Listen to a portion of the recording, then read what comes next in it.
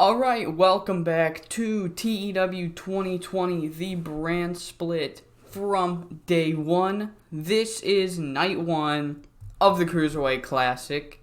First episode. I have planned not it all out. I don't have exactly what matches will happen on shows after the first round, but I do know that the Cruiserweight Classic will be 10 episodes long.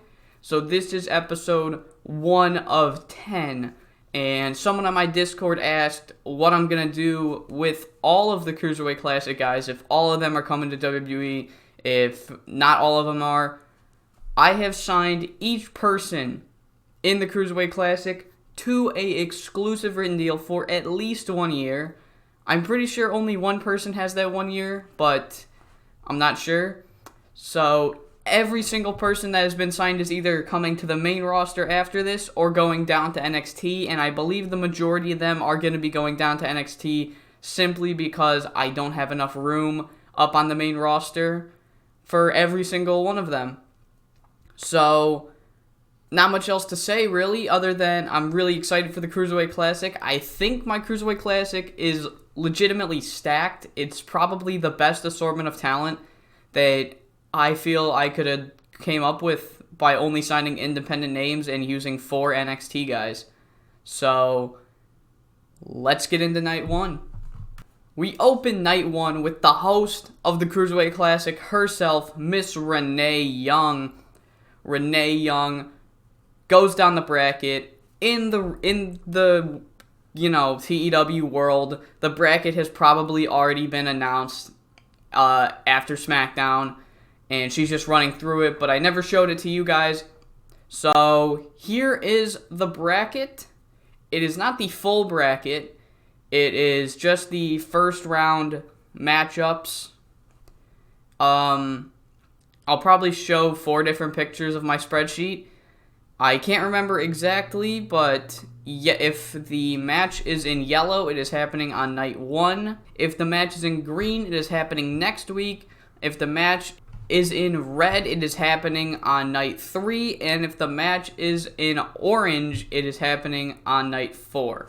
Let me double check. Yes, that is it.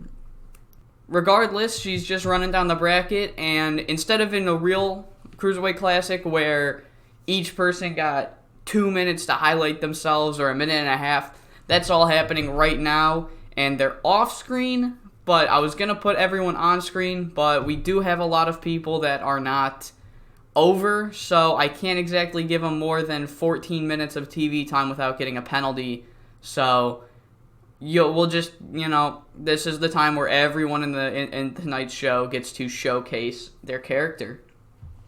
And in the first match of the night, in the first match of the Cruiserweight Classic, we have Horus, now known as Dragon Alvarez Jr., taking on the man, the myth, Ricochet.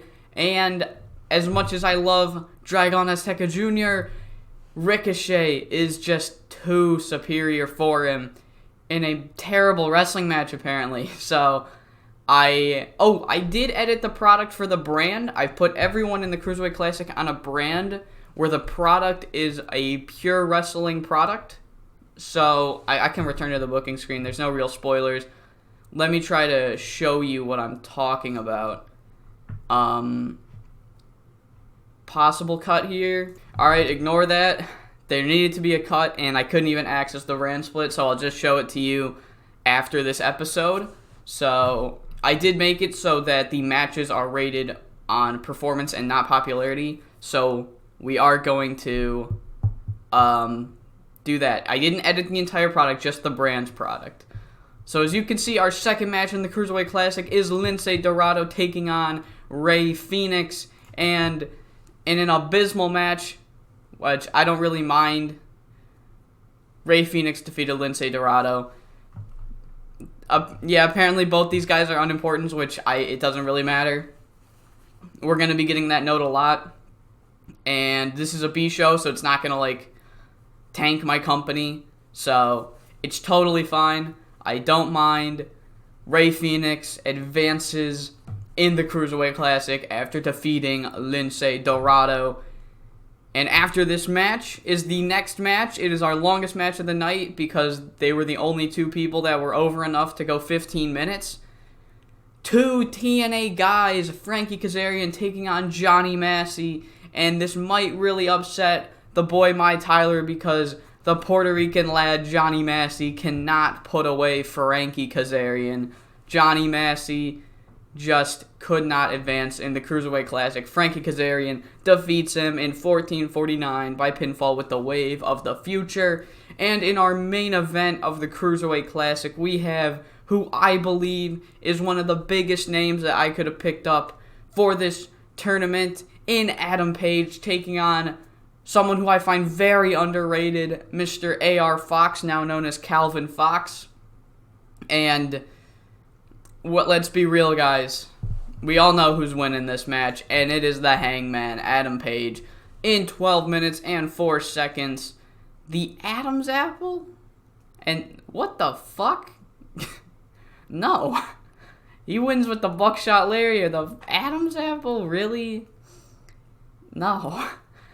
Calvin Fox put up as good of a fight as he could, but the Hangman was just too much for Calvin Fox to handle. And that wraps up night 1 of our Cruiserweight Classic with a 50. Ratings are not going to matter in this tournament, so just throw those out. Throw it out like it's a fucking NXT and AEW number on a Christmas day. The rating don't matter. That is going to do it for night 1 of our Cruiserweight Classic. Oh, right, I gotta show you guys the product. So before I write it off, let's cut to that.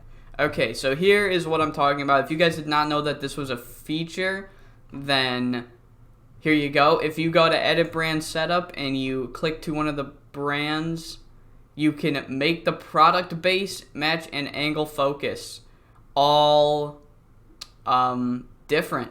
So I have it set for wrestling as a sport, because if I set it for Classic Sports Ent, which I have the regular company on, then these ratings are completely going to tank. And as much as the ratings aren't going to matter for RB show, I'd like to see what these guys, if we go purely by their stats, I'd like to see what they could pull off. So it's really cool to see. That is what I have the product set for. I don't want to cut again, but I saw in the news that New Japan hired Rene Dupree. Never thought I'd see that. That really caught me off guard. So that is going to do it for this episode of the brand split from day 1. I hope to see you guys back for Monday Night Raw whenever that will be. I don't know what I was going to say. I said when like there was more, but I have nothing else to say. That's episode 6 if I'm remembering correctly.